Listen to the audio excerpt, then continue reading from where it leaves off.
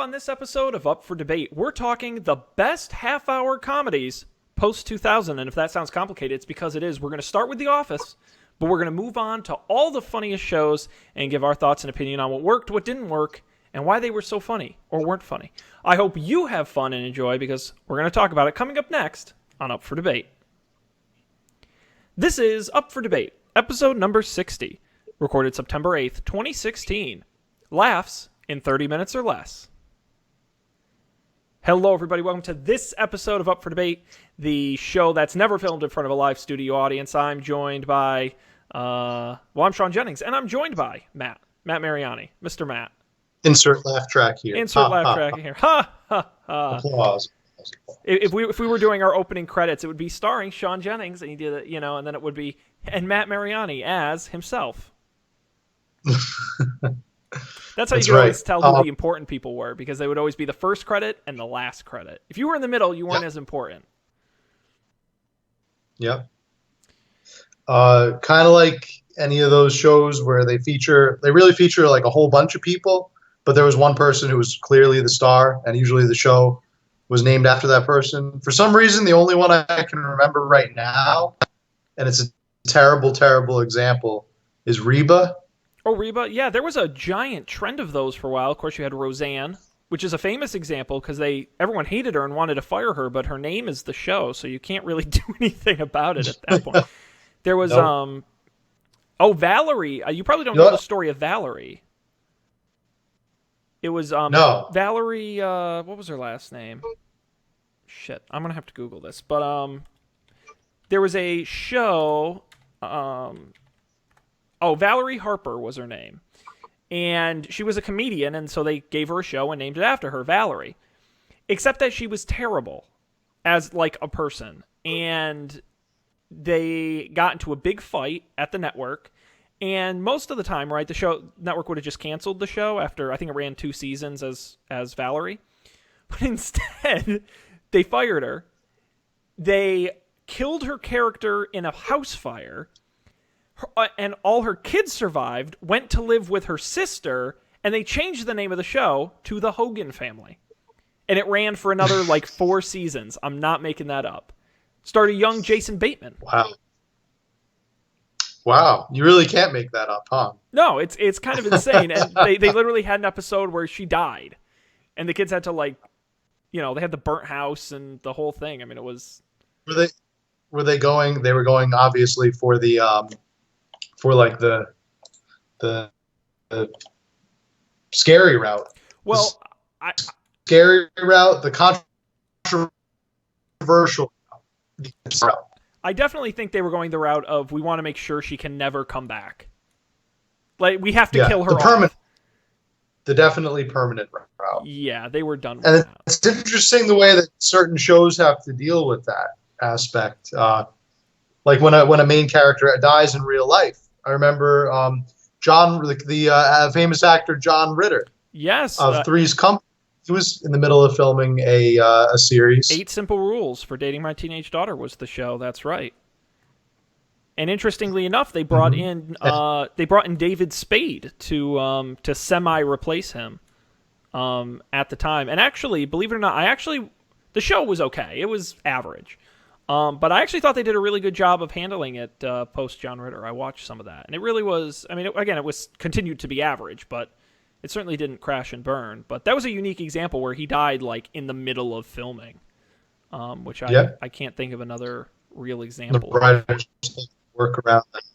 Yeah, that's a tough one. But Matt, I actually had a question for you, unrelated to half-hour sitcoms post 2000. That I was thinking about before the show, and I came up with an answer, but I want to know your answer to this question. Name the most successful athlete who became an entertainer.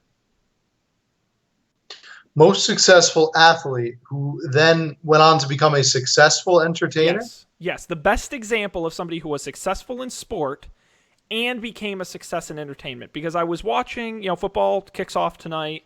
I was watching Hard Knocks, which is the documentary they do on football, and it's talking about these guys being stars and celebrities and being on TV, and I'm like, what is the best example in history we can think of? Can you give me the sport? Well, it could be any sport. So here's I'll start Okay, you. this is open ended. This is open I thought ended. you were trying to get me to No. I mean, talk again, about I have a say name in something. mind, but I want to know what you think. Okay. Now, I struggled because, Um, is Arnold Schwarzenegger an example? Well, he was a bodybuilder, right? Not really an athlete. I wouldn't say athlete. Now, what No. about The Rock? He was a professional wrestler, but that's not really an athlete. Also not an athlete. Okay. That itself is probably entertainment. So let's maybe limit it then to the four major sports in the U.S. Yeah. Yeah. Limited to the four made yeah, to basketball, hockey, football, and baseball. Um I mean, I'm thinking Bernie Williams had a pretty good music career. Did he? As far, I mean, good as far as athletes go. He had a couple of albums on. He played acoustic guitar, classical guitar. He had a couple of classical guitar and I think like religious music albums. So I mean, he didn't do well by any means, but for an athlete, I think he was notable, Mm-hmm. an honorable mention. Um, I don't think we can pick the Chicago Bears shuffling crew from the Super Bowl that's shuffle. that's a classic. That's too good, is what that is. That's too much of a hit. Mm-hmm. This is a tricky one.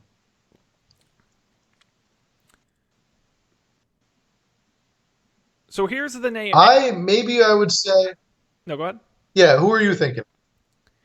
Well, and Shaquille O'Neal was in Shazam, but I also don't think we should pick that. The name. All right, are we gonna say Michael Jordan in Actually, Space I didn't Jam? think of Michael Jordan. That's not terrible. No. So here's the name I came up with: O.J. Simpson. Now you gotta remember, Towering Okay. Inferno, Naked Gun. He was shooting a TV series when he murdered those people. He was in talks to Yep. be in the Matrix at one point. Yes, yeah, that's right. To play Neo. Supposed to play Morpheus. Morpheus, right? And Morpheus. So honestly, I could not think of an athlete who had, even if you say career prospect. I mean, he was a successful actor at the time. He went to prison, and I just think that was such a funny. I don't know why I thought of that, but I was just wondering if you could think of a better example than that outside of professional I'll have to get back wrestling. to you on that one, but You I think that's a pretty good one. He was in Kareem Abdul-Jabbar. Okay. He was in a couple of movies, including Airplane. Yeah, which he was fantastic in. Um, God, that's a great movie. Yes, as far as athletes go, I think he was a great, because you never know, when you put an athlete in a movie, you never know if they're going to be like awkward behind the camera or if it's going to like just flow, because they're not trained actors in any way. Like Shaquille I O'Neal know and one of Shazam. the that's a fantastic example. Or even, I mean, Michael Jordan in Space Jam wasn't, Well, but see, he had a difficult role in that he's playing with Looney Tune characters that aren't it actually was there. all green screen. It's all green screen. I would pay like legitimate Except- good money for the Blu-ray version that is just him talking to the green screen. Because that would be awesome. Do you think that would you be able to find that somewhere? Oh, I'm sure you would. Oh, sure. They keep the raw YouTube. footage. Yeah. It's got to be. I just don't know if they've ever released it, but I'm sure it exists. And that would be hilarious. Bill Murray talking to a green screen. Bill Murray. God, that's right. I forgot. And he plays Bill Murray. He played himself. He was like, He came in for and he no only comes reason. in for like the last scene or something, right? He comes in, he's like, "Oh, so yeah, I'm Bill Murray, and I just want to play basketball with these Looney Tunes." The oddest random Bill Murray cameo outside of Zombieland, I think. I'm trying to think of another good one where Bill Murray just shows up in a movie being Bill Murray for no reason. I mean, that's pretty much the entire plot of Lost in Translation. Yeah, okay, yeah, that's fair. That's fair. He basically is Bill Murray in that. You're not wrong. Yeah. I mean, name a movie where he isn't Bill Murray. I think the least Bill Murray role that he's played, I never saw St. Vincent, but I've heard that's kind of far from Bill Murray. But even Caddyshack Bill Murray is kind of Yeah, I mean, he's playing a character more so than himself. But in everything Osmosis else, Jones. Maybe he's like Osmosis Jones. Come on. Where are you getting this stuff? That we need at some point. We do need to do a kids movies of the '90s and talk about Space Jam and Osmosis Jones. yeah, And yeah. there were a lot of shit movies. Also, The Iron Giant, which is Those great. those were So classics. we could definitely go on about those. But we've got to get on to the topic at hand. Yes. Now, before we do, I want to mention a few quick things. One, if you're awesome, you're watching us live on Facebook. We do the show Thursday nights at 8:30 Eastern, 7:30 Central on our Facebook page, facebook.com/UpForDebateTV.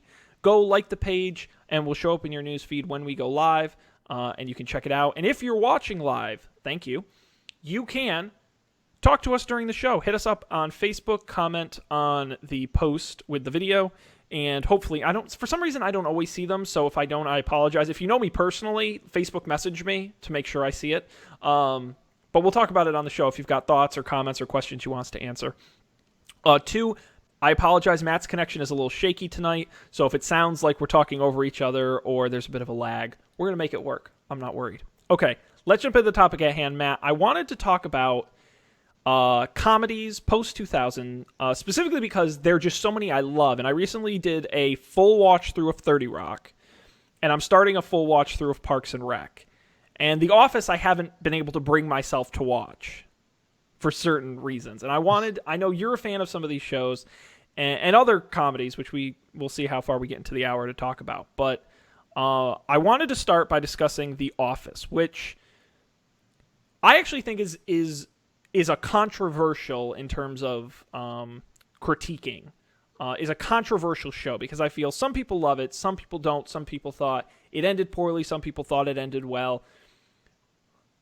Overall, I think it's got a mixed legacy as a show. I think people look at a show like 30 Rock, and for the most part, you can say most people like it. I don't think The Office has that good of a reputation for everybody. Now, I know there's some people who love it. I'm not going to say that's not true. But I think it's got a little more controversy. Yeah, I think I could definitely see that.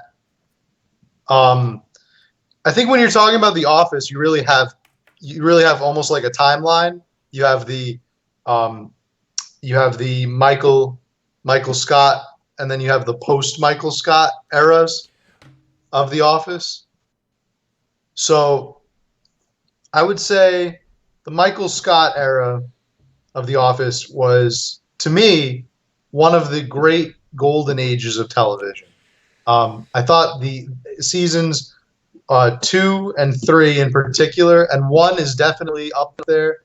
4 was okay, but I thought those were some of the finest moments of television that I've seen since Seinfeld, at least.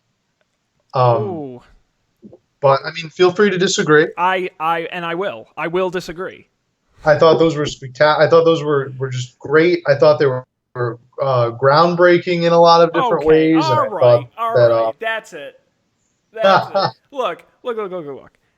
You're entitled to your opinion. The Office had very funny moments. I'm not going to disagree. Some of the funniest bits on a lot of shows of that time. Absolutely. I am not going to disagree with that. Groundbreaking. Yes.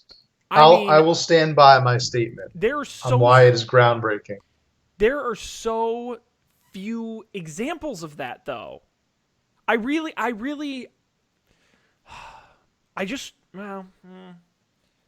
saying there are a few examples of it being groundbreaking? Yes, I really don't. It was a funny show, but it was not Seinfeld. But look at the format. Look at the format that The Office used, the documentary style format, which they drove into the ground. That directly influenced Parks and Recreation, another great show. It influenced. Hang on, time out. In a lot of ways. Arrested Development did it first. Yeah, but Arrested Development was a lot more, and you're gonna definitely disagree. I'm gonna say it hit a lot more of a niche audience than The Office. The Office was definitely definitely reached a lot more people. And actually, The Office in Britain did it first. Yeah, but again, The Office in U.S. reached a lot more people than any of those shows. And it lasted longer, the longevity. And it lasted shouldn't have. But that's my point. So, all right, hang on. All right. Look, I'll give you the format. And I agree. For the first few seasons, they did a good job with the format. I think in the later seasons, which I know you didn't watch, they really let it go. And I think one of the one of many worst decisions they made on this show was that they made the documentary part of the narrative. So in the last 2 seasons, they actually introduced the sound guy and the camera guy, and they talk about what it's like to be on camera, and the finale is about the show finally airing. What a bad idea. Holy shit. What do you mean? The point is that it's not funny because it's a documentary. That's not the point. It is a format to tell a story. It's about the characters in the story, not the fact that they're on a documentary. You're blowing out the fourth wall. Blowing out the fourth wall I think it was a bold move. And it failed. I don't think it failed. I don't think it failed by any means. Because how else would you have ended that show? But look at Parks and Rec. The whole thing was documentary style, but they never actually say it's a documentary. They never self-reference that. But that's what's great, because the reason you do a documentary format is because you get that the direct to camera character exposition that kind of helps you tell the story when they do the one-on-one interviews. It's a good format to tell a story, but that's not the point. Like, it's just a way to tell a narration. That's it. The sound guy should not be interacting with the characters you've watched for 7 seasons. Like, that's weird. I'm sorry. I really think that was such a bad idea. I think you're making it out to be this catastrophic. No, it was one of many problems. Thing that just didn't. I think the finale worked in many different ways. I think it was a very satisfying finale. Dwight's wedding, especially when Michael shows up. Yes, Dwight's wedding, I think, was I wish they had ended the show there and not done one more episode, because I think that was really disappointing. I'm getting, hang on, Mac, because I'm getting a lot of complaints. I was going to get to them, but we have comments on Facebook that people are getting mad I am not acknowledging. First of all, people are crapping on Arrested Development because it got canceled. Sorry, people didn't get it, and Fox did a shitty job of promoting it. That's not my fault. Also, that the Britain show was awful, but I think that's mostly just because Americans don't get British humor. I thought the British show worked very well from like an outsider's point of view. I could really understand why American audiences wouldn't have clicked for them, but I think that a lot of the silliness of Ricky Gervais' character really, I thought it was like mutually relatable for both audiences. Speaking of which, I just had a thought while we're on the topic of the British Office. British sitcoms are so different. British shows in general, not just sitcoms. British serialized television is so different in that their series are like much shorter. You have like little like a series. It's very rare that a series goes over three seasons. And they're short seasons, by the way. They're 6 to 10 episodes. And they're shorter seasons. The and Office, then you're kind of like The Office on to the next thing. The Office averaged 24 to 25 episodes a season. Yeah. I mean, that's 24 burnout. to 25 a season. Yeah. Yeah. I mean, that's a lot, and that's a ton. That, it's amazing. You look at Netflix or streaming services, they do, of comedies, they do 10, 13 episode seasons. I think that works a lot better because I think you kind of have to stretch to fill that many in the time in which you have to shoot it. Yeah, absolutely. So, Michael Scott. Okay, we'll start with Michael Scott. Is how Steve Carell never won an Emmy for that is one of the great crimes of the 21st century. I have to agree there. I think he was perfect for the role, absolutely fantastic. I think seasons 1 through like early 4th season, peak Michael Scott. I think he walked that very delicate line between awkward and too awkward very well. Took it right up to that line, and made somehow a character that was a total buffoon, but was also incredibly likable, which is very hard to do. Because it should have been easy to hate Michael Scott, to be honest, because he did a lot of really stupid shit. But we all laugh. It's kind of like It's Always Sunny in Philadelphia. It's kind of the same idea where you should hate these people. They're kind of terrible, and yet it's very endearing. I definitely agree. It's the characters that each person played, how different they are and how they interact with each other. Like that's the show right there. Mm-hmm. Like that's your meat and potatoes of the show. It's a very character driven show, and when you have a show like that, then you really just have to toss in like very simple, quirky scenarios for them to work with. And the show basically will make itself. Mm-hmm. And in those early seasons, it was very natural. They were real office situations. I mean, it wasn't like, there was some big adventure every week. It was really stuff that might, sexual harassment or, it was things that might really happen in your office. Yeah, and you got to see these crazy characters be in real situations. That was kind of the fun of it. Yeah, the CPR training episode. Oh, God. You had the the fire safety episode, Diversity and the Day. episode where there was actually a fire. Yeah. Casino night. Casino pretzel you have day. like very Christmas party, very things that you would see for.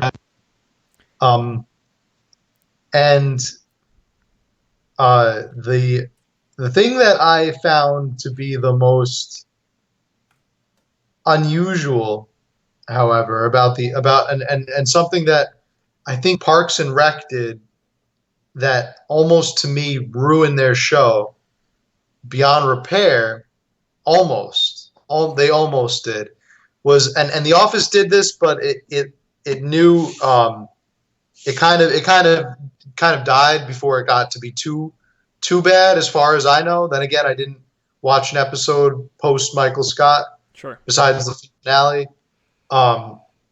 The characters became way too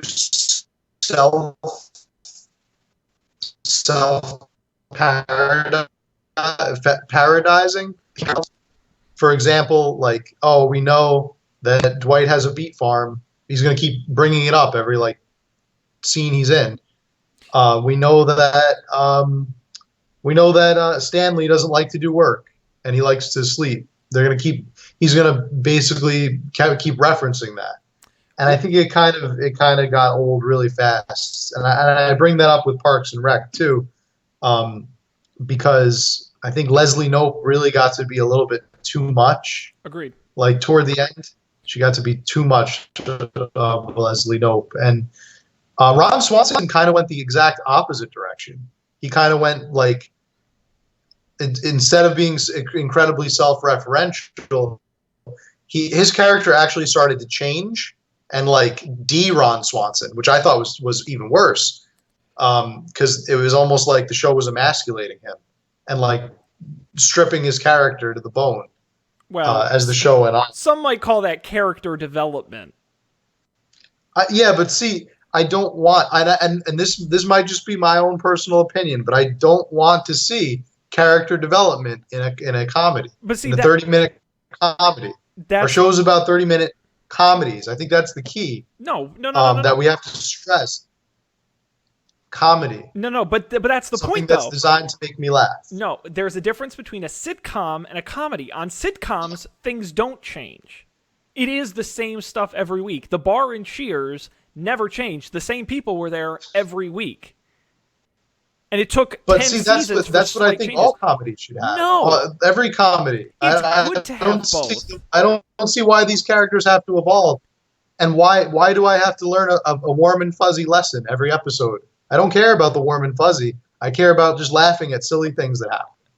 But again, that's why I love the show. And I know it doesn't fit in the genre, or maybe it does. I mean, it's not in early 2000s, but I love the current show on Netflix, The League.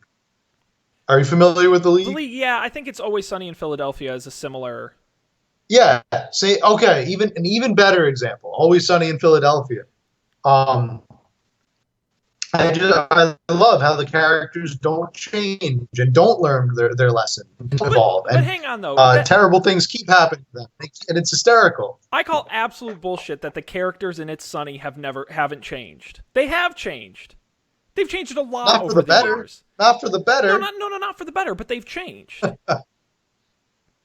I'm just saying, characters don't always change for the better. Sometimes they change for the worse, but they change. That's not a. I don't think Okay. that's a bad thing. All right. I'm willing to agree read a statement. that they can change in a bad direction. And here's the point I'm going to get at. And Jessica on Facebook commented that Michael Scott's the only character she ever felt secondhand embarrassment for. Here's my problem: Michael Scott changed, and I'm going to posit, and I know this is not a popular opinion, that later seasons Michael Scott was not a good character. I did not like how his character ended on the show. I think he was written too extreme. As you pointed out, one note taken to distilled down to a one note character. When you have Michael Scott following a GPS and driving into a lake, that is such an uncharacteristic. It's like taking him too far. Hang on, because I've got to pause here and talk for a minute about Scott's tots, okay? To this day, I swear to God, I cannot watch that episode. It is, and again, they should get like a Nobel Prize for this. It is the most cringe-inducing, awkward 30 minutes of television ever assembled, period. Bar none. They mastered it. But my point is, no human being is so fucking stupid to do what Michael Scott did in that episode. And at some point, he becomes a caricature of himself, and it stops being funny people in an office, and it starts being a characterized version of that. And I did not like that. And I really thought it got to the point where I stopped liking him and thought he was an idiot instead. And it stopped being endearing. So I don't think that was the moment for me.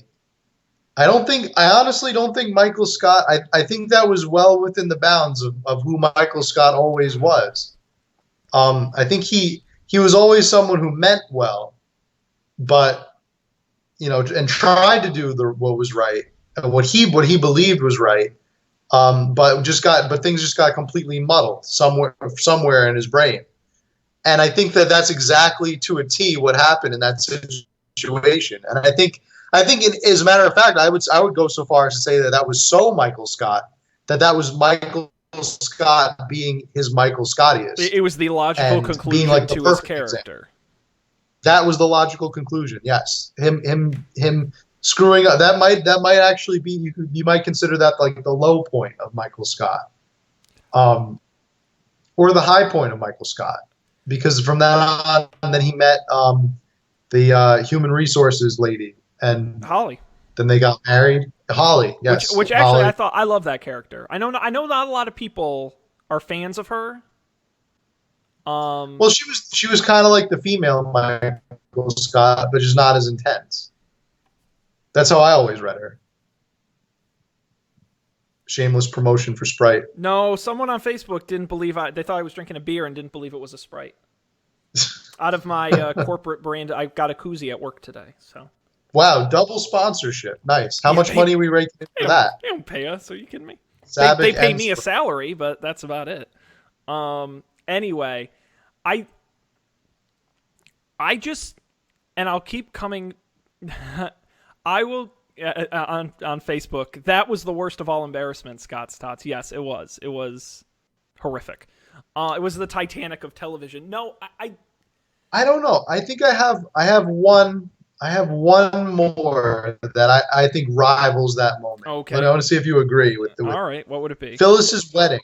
Ooh. It was much earlier in the series. Phyllis's wedding had the moment where Michael Scott gets up at the rehearsal dinner, or it was the rehearsal dinner. Yeah. And he gives a speech about Phyllis, and that to me. But you know what? Here's the difference. I can't watch that to this day. But I'm so glad you brought that up, because that exactly illustrates my point I was trying to make about Scott's Tots, which was Phyllis's wedding. The reason he embarrassed himself was because he was lonely and he wanted to find a place in this group of people, and he cared about Phyllis. It was building on his character. It was endearing. It was a logical extension of Michael Scott. Scott's Tots, to me, felt like, what is the most insane situation we could put this person in regardless of his character? And then that's what they did. Like, I thought Phyllis's Diwali is another great example of an episode that grew Michael Scott's character. I learned more about Michael Scott because of his actions in those episodes, regardless of whether they were embarrassing or not. Scott's Tots, that was not the case. It just made him look stupid. Like, I don't understand. To me, it's not the same. And I think Phyllis, it's a much better. I don't see how you're not drawing this distinction though. Like, to me, the Scott's Tots is Michael Scott. It's like him. It's a situation that he would absolutely get himself in.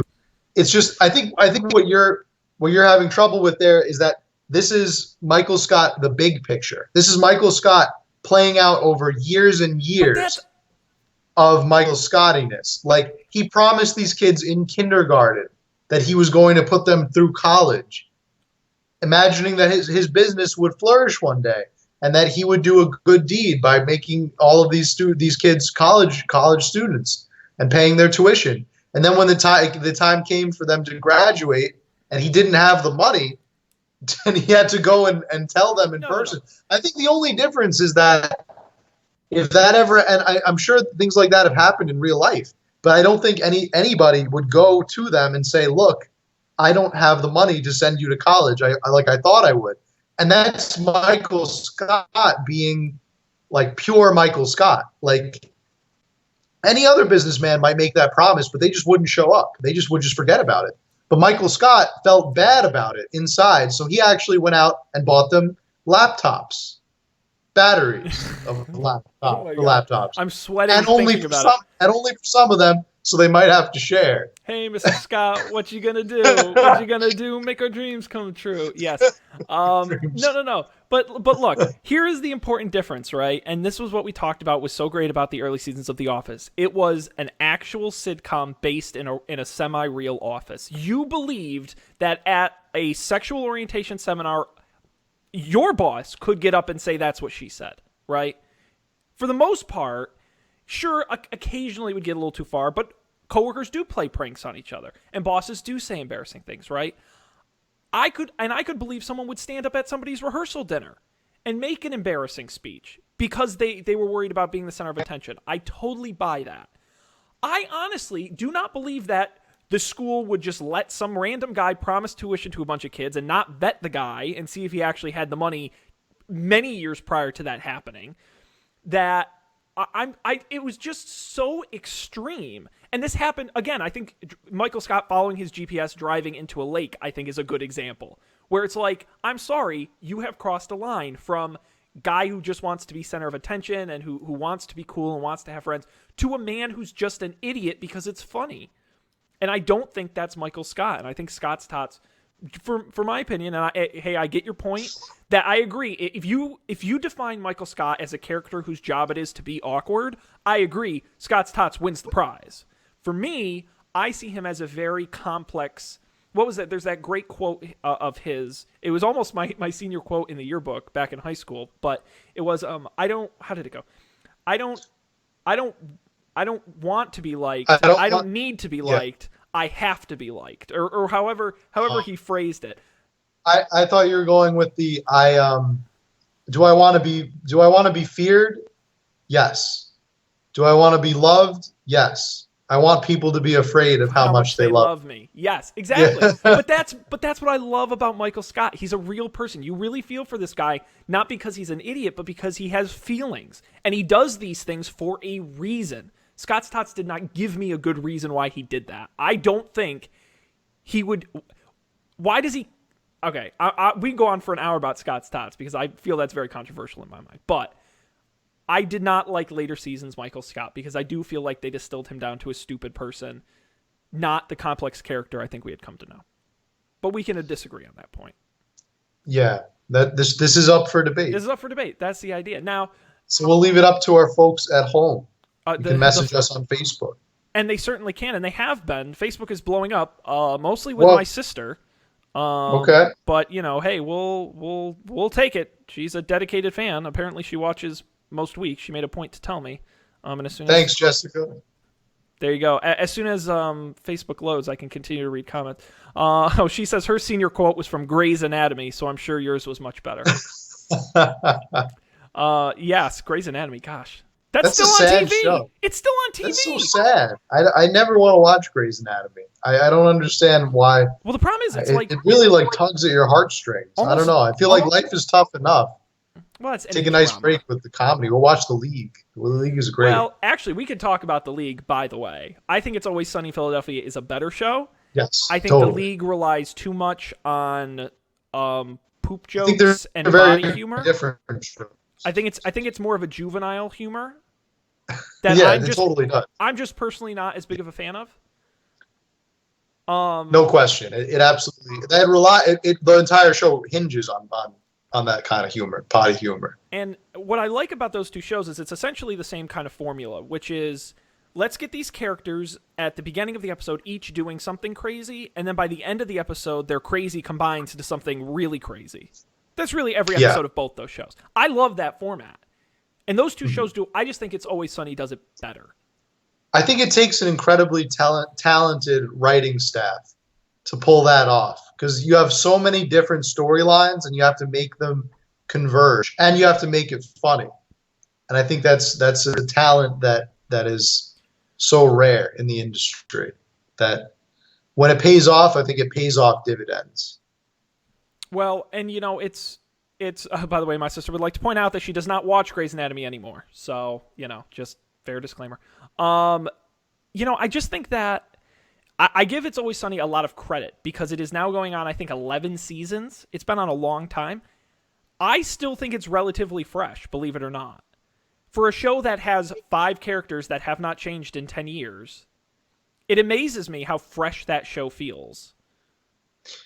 Yeah, I know exactly what you mean. And it's not even like it's a show that has to change with the times or that it feels like it's pressured to talk about. I mean, they do mention topical things occasionally, but it never feels like they have to. And that is a gripe that I have with The Office.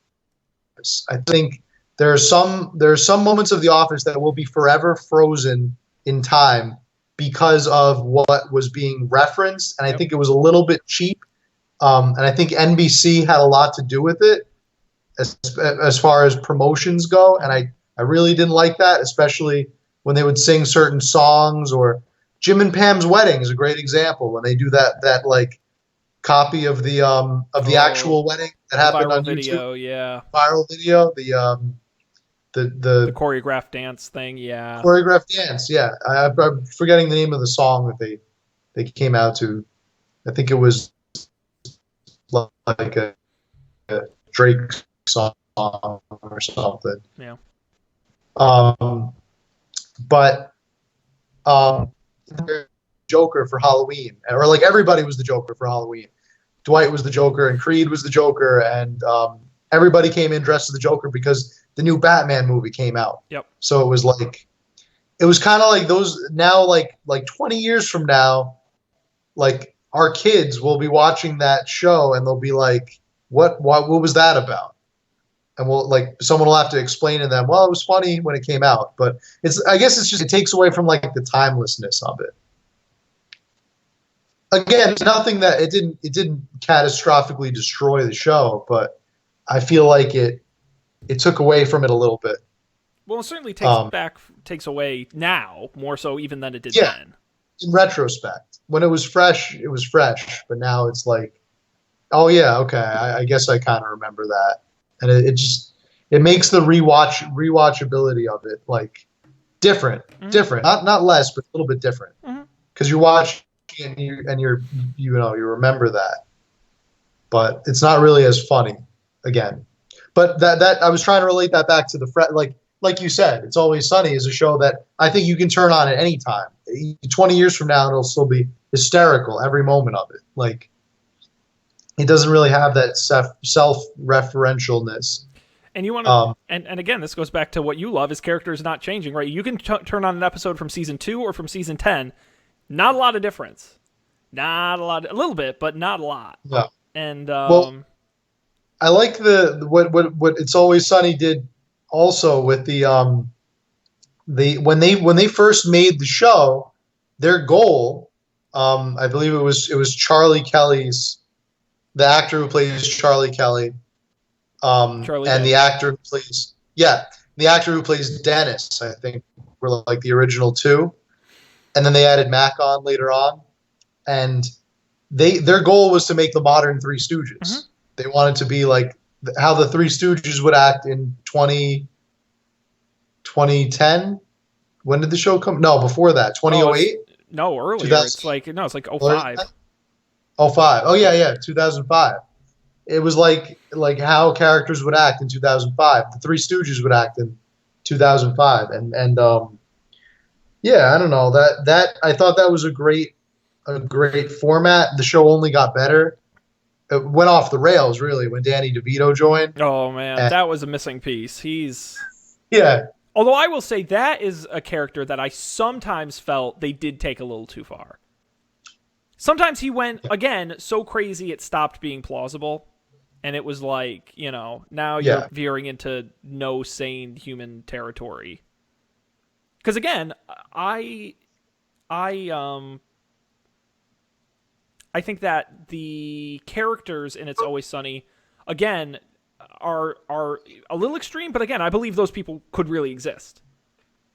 I believe that there are terrible people like that out in this world who think about themselves first and do whatever they want and are out to make a quick buck, and that's what's partially great about it.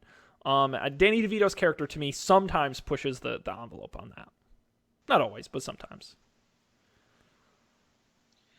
yeah. And the writing on that show just feels so It's natural, sharp. more so than like any other show I can think of. It just seems it really does seem like they're just people in a bar having a conversation, Mm-hmm. more so than in any other show I've seen.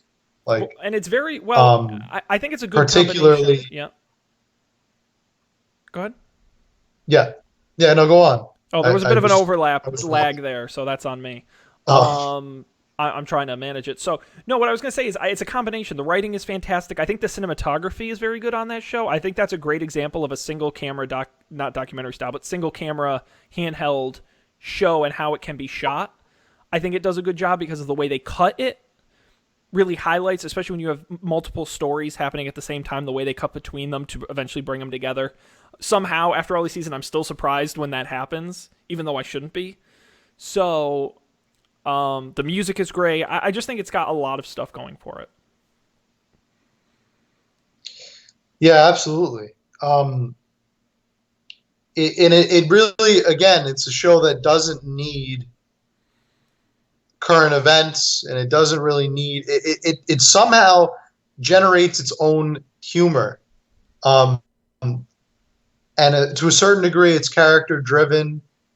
You know, you know, each character has their own personalities, their own quirks, but it's just I think it's just the writing is just tremendous, and the believability of how the characters interact with each other is what's so great about that show. I think one of my favorite, if not my favorite episode of that show is a great example, which is the gang recycles the trash. And this was probably 2 or 3 seasons ago.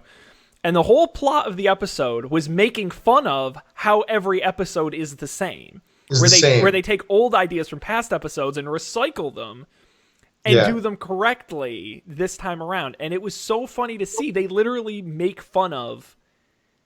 They're like, deja vu, didn't we already do this? And it's just a show that can mock themselves in that way and still be funny. Shows that they understand the formula and can make it successful without having to resort to gimmicks or to crazy stunts or anything like that.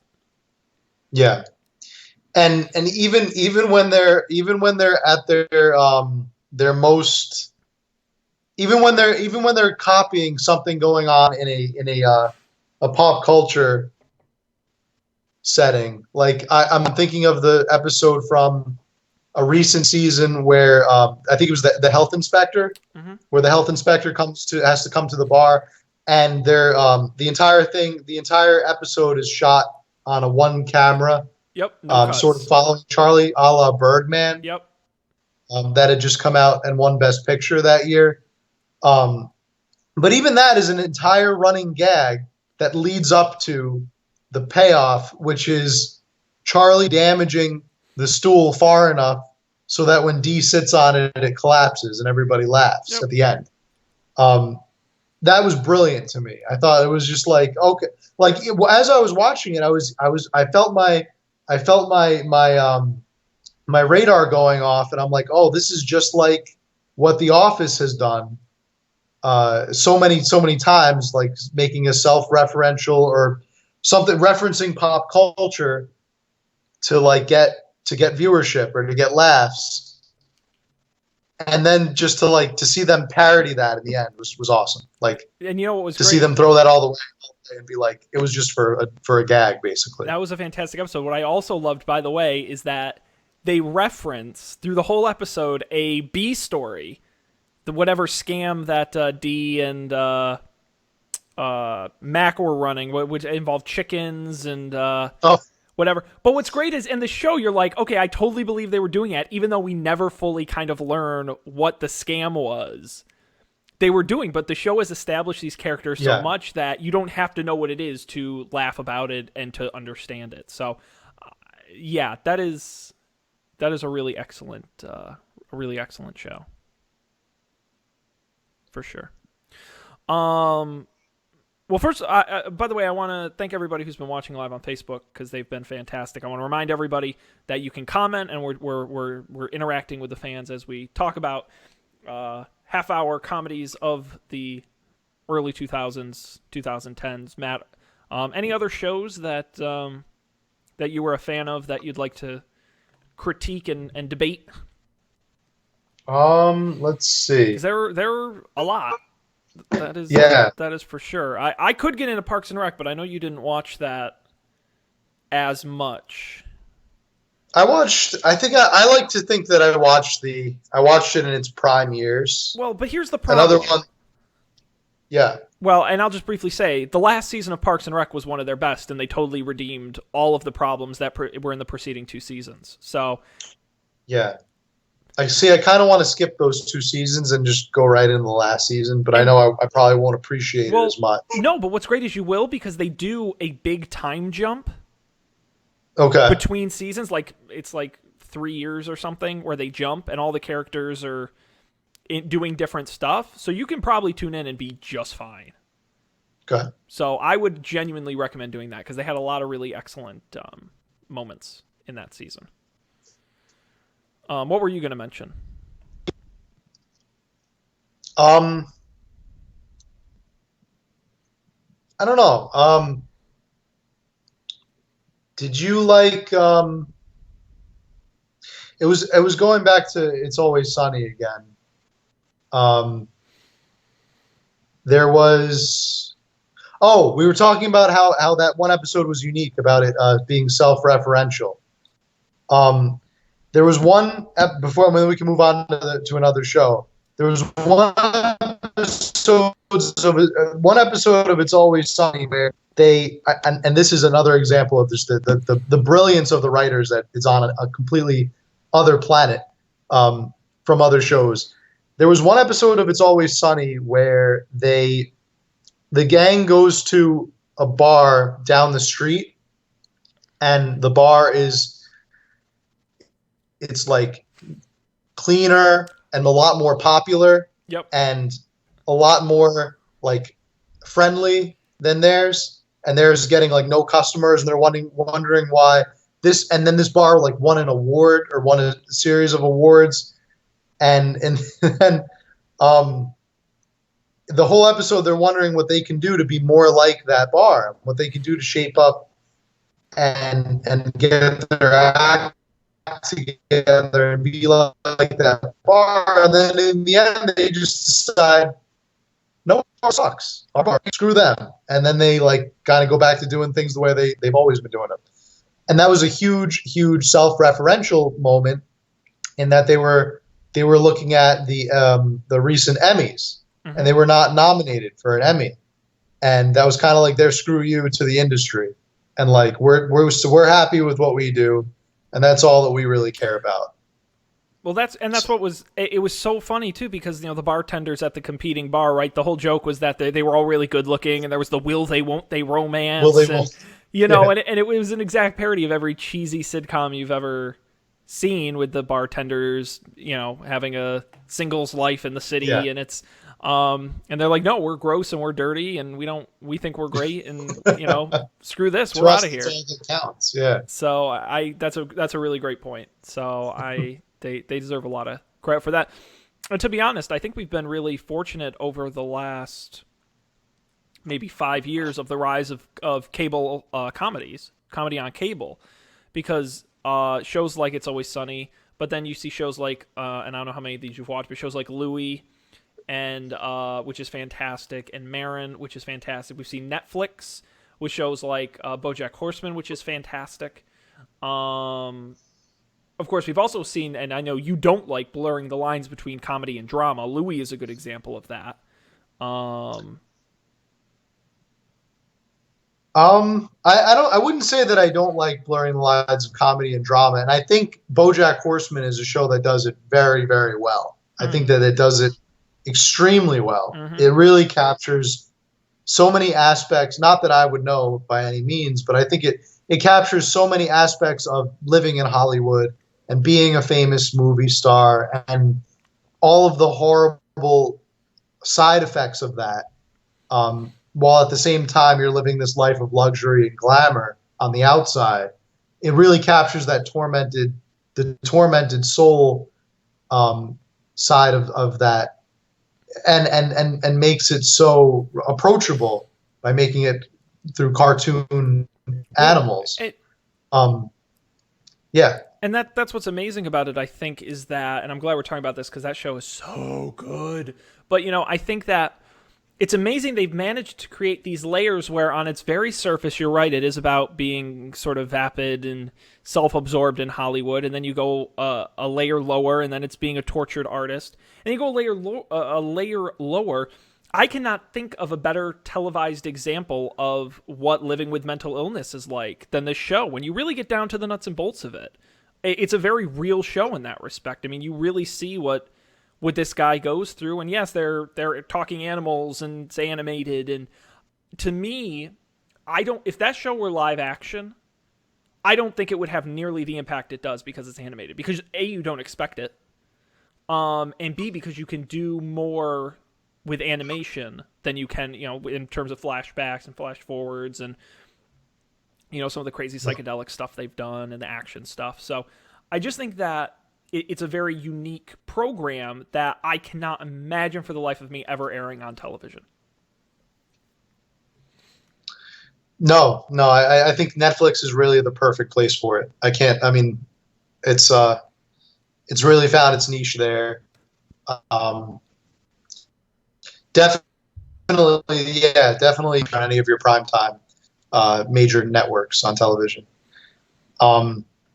But yeah, I think that's a great example of blurring the line between and what I really like about the show is that it knows when to be comedic, it knows when to be funny, and it knows when to approach topics with good intention and with reverence, I guess. And like you said, it's great introspection into a lot of areas of psychology, of just life with mental illness, and with that kind of lifestyle clashing with who you are as a person. And it really does a great. I can't stress enough. It has timing down to a T. Like. Well, I think, and I'm assuming you've watched the latest season.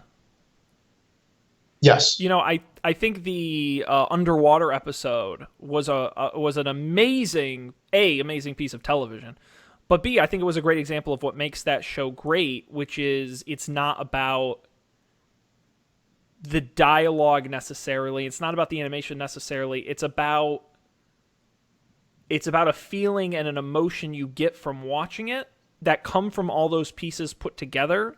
It's very hard, I think, to make a show that gets you to really feel for characters these days.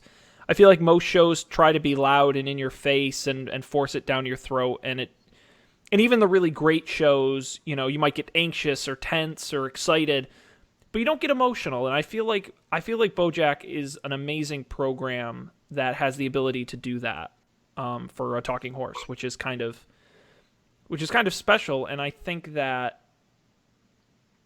we're finally getting into an era where I think the lines between comedy and drama are being blurred to some degree, because we have dramas that can be really funny at times, more so than they've ever been. And I think the reverse is true. Comedies that can really understand dramatic moments, like we haven't seen before. And I think this multi-platform, diverse environment that we have has really allowed that to flourish and happen, in a way that I think if we just had, the three big networks like we did 50 years ago, would never happen, because there wouldn't be any diversity in the programming. Yeah. I mean, when comedy and drama is blurred, and like, to me, that's okay. That's fine. It doesn't have to be clearly delineated as a comedy and as a drama. I think what I disliked, what I was mentioning before, that I disliked about comedies like partially The Office, and Parks and Rec was guilty of this a lot, was the tying up of everything in a neat bow, and at the same time getting a little bit on the preachy side. That's the part. That's what I had a problem with watching those shows. There was never a moment during BoJack Horseman where I thought this show was being preachy. Yep. I thought that it was hitting its points, and it was hitting them very well. And I never thought that it was coming across as like holier than thou, which I think The Office was guilty of at times, and I think that Parks and Rec was guilty of even more at more frequent times. Yeah, I would agree with that. I call it Full House syndrome. I think Full House did that better than anyone else. The Michelle, every episode would end the same. You get on Danny's knee, Michelle. Yep. It's really important that we learn to share with each other, because when you hog all your toys, you won't make any friends. And every goddamn episode ended that way. And I agree, and it was really annoying. So it was very Leave It to Beaver. But again, this is where the difference between a serialized show and an episodic show. Characters can't learn lessons if the story doesn't continue week to week, because there's no room for growth. Full House, the characters never grew any because they weren't supposed to. It was the same stuff every week. A show like BoJack Horseman, the whole point is the first episode and the last episode of each season are supposed to be completely different. The characters change over time. It's sequential. And I love the fact that comedies are moving in that direction, because shows like The Big Bang Theory, it's just the same jokes every week. And if you like those jokes, good for you. You're going to enjoy the show, and I'm happy for you. Whoop-dee. But that's not for me. I don't want to see that. I want to see real people in real situations, and sometimes I'm going to laugh, and sometimes I'm not. And that's okay. I want to just be entertained. And I'm glad that, the loss of the studio audience, for example, the laugh track in many of these shows, I think is a good thing, because, laugh traps were originally put in shows because they were afraid audiences wouldn't know when to laugh, because when you go to a movie theater, they believed you knew when to laugh because everyone else in the room was laughing. If you were sitting at home alone, how would you know to laugh at the show? Well, I think people deserve more credit than that. And, we know when to laugh, and maybe even more importantly, when not to. And so I'm glad that they're able to just tell stories, not make jokes. And that maybe is the point.